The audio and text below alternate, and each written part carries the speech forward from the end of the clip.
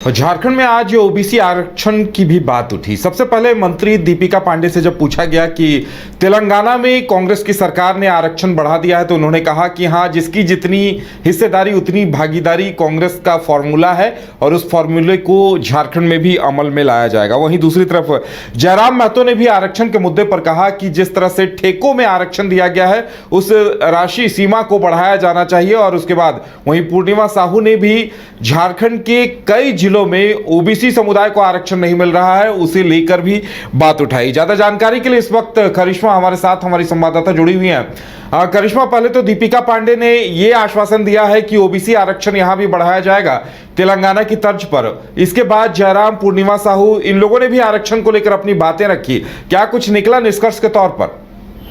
जी उदय, OBC reservation को लेकर कहीं ना कहीं आज सभी विधायक कह सकते हैं हम लोग सत्ता पक्ष के या फिर विपक्ष के अपनी बातों को रखने से पीछे नहीं हटे थे। आपने इससे पहले भी देखा होगा कि ओबीसी रिजर्वेशन को लेकर कहीं ना कहीं राज्य की सियासी सरगर्मी तेज हो गई थी। एक बार फिर से ओबीसी आरक्षण का मुद्दा जो है वो पक्ष के साथ साथ विपक्ष भी उठाया। देखिए, एक और जहां पर हम बात करेंगे बीजेपी की, तो बीजेपी की जो विधायक है पूर्णिमा दास, उनका कहना था कि ओबीसी आरक्षण कई जिलों में नहीं दिया गया है। 7 ऐसे जिले हैं जहां पर ओबीसी आरक्षण शून्य है। उनका कहना है कि संथाल परगना के 6 जिलों के साथ साथ कई ऐसे जिले हैं जहां पर ओबीसी आरक्षण शून्य है। वहां के लोगों को जो फायदा है, जो सरकार की ओर से फायदा मिलना था, वो नहीं मिल पा रहा है। इसके साथ ही देखिए, तेलंगाना में रिजर्वेशन को बढ़ाया गया है, जिसको लेकर मंत्री दीपिका पांडे सिंह ने मीडिया से बातचीत के दौरान उन्होंने कहा कि यहां पर भी रिजर्वेशन बढ़ाया जाएगा। इस दिशा में जो पहल है वो बहुत जल्द की जाएगी। इसके साथ ही देखिए, जयराम महतो ने भी महिला रिजर्वेशन को लेकर कहीं ना कहीं मामला उठाया है। उनका कहना है कि बिहार के तर्ज पे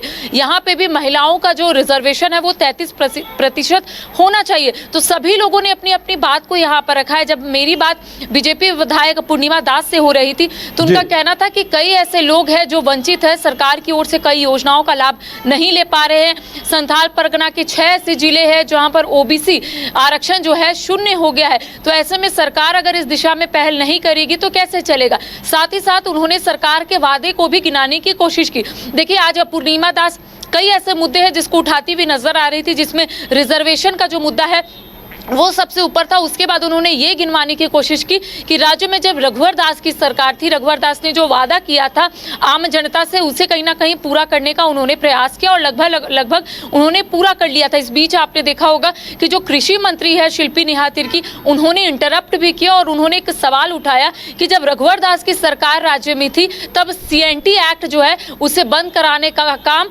इस रघुवर दास की सरकार ने किया है। तो देखिए, आज कुल मिलाकर कई ऐसे मुद्दे हैं, लेकिन सबसे ज्यादा फोकस जो था वो ओबीसी रिजर्वेशन में था, यानी कि ओबीसी आरक्षण में था, क्योंकि कई ऐसे जिले हैं उदय जहां पर ओबीसी आरक्षण शून्य है, जिसको लेकर आज पूर्णिमा दास ने सदन के पटल पर अपनी बात को रखा। इसके साथ ही दीपिका पांडे सिंह से भी कई सवाल जो है वो मीडिया की ओर से पूछे जा रहे थे, क्योंकि तेलंगाना में जो रिजर्वेशन है उसे बढ़ा दिया गया है। तो दीपिका पांडे सिंह ने भी कहा है कि आने वाले समय में उनका यह भी कहना था कि राहुल गांधी ने हर एक चीजों में अपनी बात को रखने की कोशिश की है, साथ ही साथ रिजर्वेशन में उन्होंने बढ़ चढ़कर अपनी बात को रखा है और उसी तरीके से वो काम करे। उनका कहना है कि झारखंड में भी रिजर्वेशन का जो परसेंटेज है उसे बढ़ाया जाएगा। जी हाँ बिल्कुल करिश्मा, यानी लगता है कि आने वाले दिनों में भी इस मुद्दे पर चर्चा होगी, ओबीसी आरक्षण का मुद्दा फिर सामने आएगा।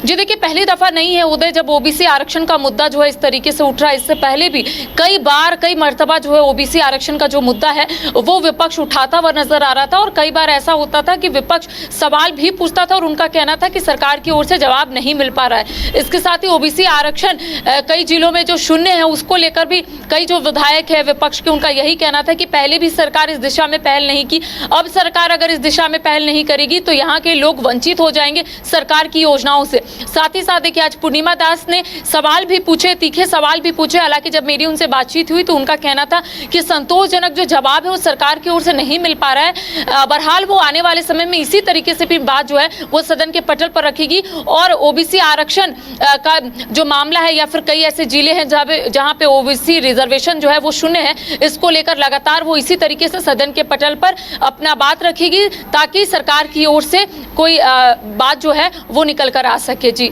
चलिए करिश्मा, हमारे साथ जुड़ने के लिए और जानकारी देने के लिए बहुत बहुत धन्यवाद। तो देखने वाली बात यह होगी कि जिस तरह से जयराम महतो ने, पूर्णिमा साहू ने आरक्षण को लेकर अपनी बातें रखी हैं, उस पर सरकार की तरफ से क्या कुछ आगे होता है।